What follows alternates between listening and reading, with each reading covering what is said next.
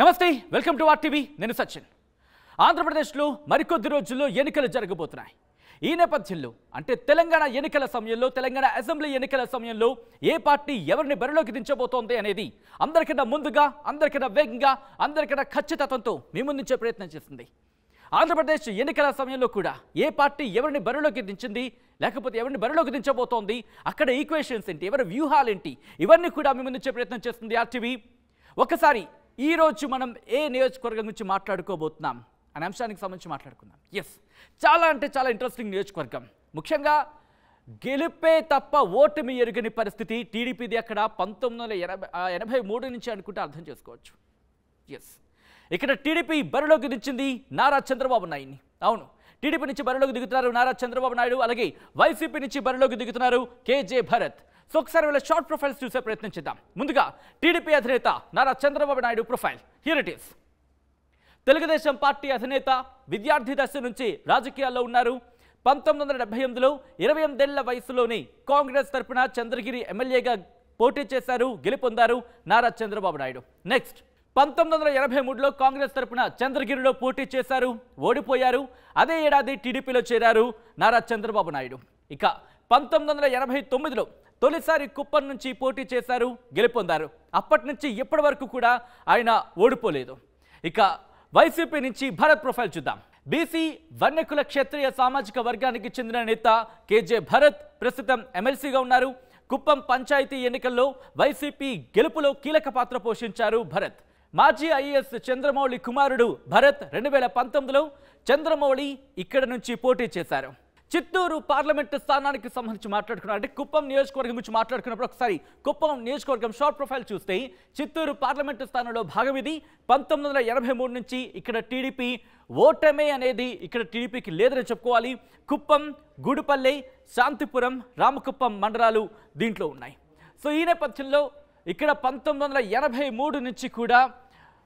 ఓటమే లేకుండా ప్రయాణం చేస్తోంది టీడీపీ ఈ నేపథ్యంలో అక్కడ ఈక్వేషన్స్ ఏంటి ఈసారి వైసీపీ వ్యూహం ఏంటి భరత్ని అక్కడ బరిలోకి దించడం వెనకాల వ్యూహం ఏంటి గెలుపు అవకాశాలు ఏ విధంగా ఉన్నాయి ముఖ్యంగా ఎవరి వ్యూహాలు ఎవరి ప్రతి వ్యూహాలు ఏంటి తెలుసుకునే ప్రయత్నం చేద్దాం మా ప్రతినిధి లోకేష్ మరిన్ని వివరాలు అందిస్తారు లోకేష్ ముఖ్యంగా కుప్పానికి సంబంధించి మాట్లాడుకుంటే దాదాపు ఇఫ్ ఐఎమ్ నాట్ రాంగ్ 40 ఏళ్ల పాటు సుదీర్ఘంగా అక్కడ ఓటమి అనేది లేదని చెప్పుకోవాలి టీడీపీకి సో అటువంటి నేపథ్యంలో ఇప్పుడు వైసీపీ వ్యూహాలు ఏంటి అలాగే అక్కడ సామాజిక వర్గాల పరంగా కావచ్చు సామాజిక సమీకరణాల పరంగా ఎవరి వ్యూహాలు ప్రతి వ్యూహాలు ఏంటి ఓటర్లను ఆకట్టుకునేందుకు అక్కడ ఎవరి మూవ్స్ ఏ విధంగా ఉన్నాయి ఎస్ సచిన్ మీరు అన్నట్టుగా దాదాపు 35 ఏళ్ల పాటు 7 దఫాలు ఇక్కడ పూర్తిగా ఓటమి ఎరుగునటువంటి నాయకుడుగా మాజీ ముఖ్యమంత్రి చంద్రబాబు నాయుడు ఇక్కడ గెలుపొందినటువంటి పరిస్థితి ఉంది మీరు అన్నట్టుగా 1978వ సంవత్సరంలో రాజకీయాల్లోకి అడుగుపెట్టి అనంతరం సుదీర్ఘమైనటువంటి రాజకీయాలు చూసినటువంటి వ్యక్తిగా ఇక్కడ పేరుంది 1989వ సంవత్సరంలో అంటే 1983లో ఇటు చంద్రగిరిలో పోటీ చేసి ఓటమి అనంతరం 1989వ సంవత్సరంలో ఇక్కడ అడుగుపెట్టినటువంటి చంద్రబాబుని 7 దఫాలు కుప్పం నియోజకవర్గ ప్రజలైతే మాత్రం నెత్తిన పెట్టుకొని గెలిపించారని చెప్పొచ్చు అయితే ఒక్కసారి ఈక్వేషన్స్ మాత్రం చూసుకుంటే అయితే 2014 సంవత్సరం నుంచి కూడా చంద్రబాబుని ఓడగొట్టడానికి ఇటు కాంగ్రెస్ కావచ్చు అనంతరం 2019లో ఫార్మేషన్ అయినటువంటి వైసీపీ గవర్నమెంట్ కావచ్చు చాలా వ్యూహాత్మకమైనటువంటి పన్నాగాలు ఎన్నో పడినప్పటికీ కూడా మెజారిటీ తగ్గించగలిగాయి కానీ ఓటమైతే మాత్రము చేయలేకపోయినటువంటి పరిస్థితి 2014లో అప్పట్లో చంద్రమౌళి ఏదైతే మాజీ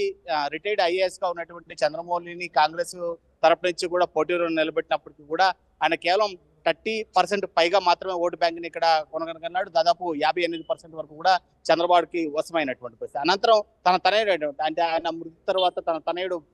కేఆర్జే భరత్ ఇక్కడ నియోజకవర్గ ఇన్ఛార్జ్ బాధ్యతగా తీసుకోవడం అనంతరం వైఎస్ఆర్సీపీ గవర్నమెంట్ లోకి వచ్చిన తర్వాత అతనికి నామినేటెడ్ ఎమ్మెల్సీగా కూడా పదవి ఇవ్వడంతో పాటు ఆయనే కుప్పం అభ్యర్థిగా ప్రకటించినటువంటి పరిస్థితి ఉంది టీడీపీ అయితే మాత్రం కుప్పంలో చంద్రబాబును ఢీకొట్టేటువంటి వ్యక్తి రాడు పొట్టపోడు అనేటువంటి వ్యూహాత్మకమైనటువంటి కథనంతో టీడీపీ అయితే మాత్రం అంతే ధైర్యంగా ఉంది ఇందులో భాగంగానే ఇవాళ ప్రస్తుతం నేను కుప్పంలోనే ఉన్నాను ప్రస్తుతం my life from Kuppam on words అని చెప్పొచ్చు ఎందుకంటే చంద్రబాబు యొక్క పర్యటన నిన్నటించి ఇక్కడ ప్రారంభమైనటువంటి పరిస్థితి నేను ఉదయం నుంచి కూడా ఇటు మహిళలతో ముఖాముఖి భేటీ కావచ్చు ఇంటింటి ప్రచారం కావచ్చు ఇక్కడ లోకల్ లీడర్స్ తో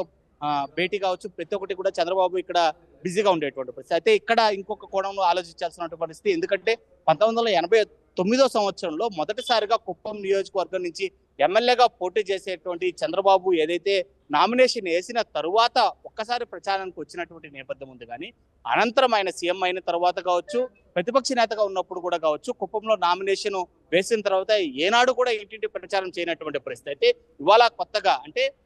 1,00,000 ఓట్లే లక్ష్యంగా ఏదైతే టీడీపీ కేడర్ అంతా కూడా ఇదే బ్యానర్స్ కావచ్చు లేదా స్లోగన్స్ కావచ్చు చెప్తున్నటువంటి పరిస్థితి. ఖచ్చితంగా కుప్పం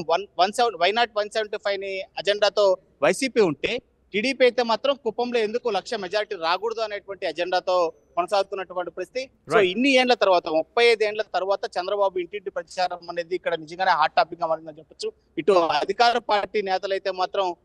చంద్రబాబు మేము చేసినటువంటి అభివృద్ధికి భయపడి ఇంటింటి ప్రచారం చేపడుతున్నట్టున్నారు. అయితే టీడీపీ అయితే మాత్రం ఇంకా మెజారిటీ పెంచుకోవడానికి చంద్రబాబు ఇక్కడికి వచ్చారని చెప్తున్నారు. అయితే మొత్తం మీద కుప్పంలో ఏం జరగబోతుంది, 1,00,000 ఓట్ల మెజారిటీ రాబోతుందా లేకపోతే మెజారిటీ తగ్గబోతుందా అనేది మాత్రం వేచి చూడాల్సినటువంటి పరిస్థితి. Sachin right Lokesh, thanks for update. So మొత్తంగా అయితే మాత్రం కుప్పం నియోజకవర్గానికి సంబంధించి మాత్రం ఆ ఉత్కంఠ కొనసాగుతుంది. ఎందుకంటే దాదాపు 40 ఏళ్ల పాటు ఓటమి లేదని చెప్పుకోవాలి టీడీపీకి అక్కడ. అటువంటి నేపథ్యంలో ఈసారి వైసీపీ మాత్రం వ్యూహాలతో ముందుకు వెళుతోంది. ఎలాగైనా సరే భరత్ని గెలిపించుకోవాలంటే కూడా వైసీపీ అక్కడ ప్రతి వ్యూహాన్ని సిద్ధం చేసుకుంటూ ఉంటే కనుక ముఖ్యంగా చంద్రబాబు నాయుడు టీడీపీ అధినేత, అలాగే ఆంధ్రప్రదేశ్ మాజీ ముఖ్యమంత్రి నారా చంద్రబాబు నాయుడు కూడా టీడీపీ కార్యకర్తలు కావచ్చు, లేకపోతే అక్కడ టీడీపీ క్యాడర్ అంతా కూడా 1,00,000 ఓట్లే లక్ష్యంగా ముందుకు వెళుతున్న పరిస్థితి. సో ఏం జరగబోతోంది? 1,00,000 ఓట్లే లక్ష్యమా, లేకపోతే భరత్ విజయఢంకా మోగిస్తారా? అక్కడ ఏం జరగబోతుంది? చరిత్ర తిరగ రాస్తారా? ఏం జరగబోతుందనే ఒక ఉత్కంఠ మాత్రం కొనసాగుతోంది. సో చూద్దాం జూన్ 4న ఫలితాలతో.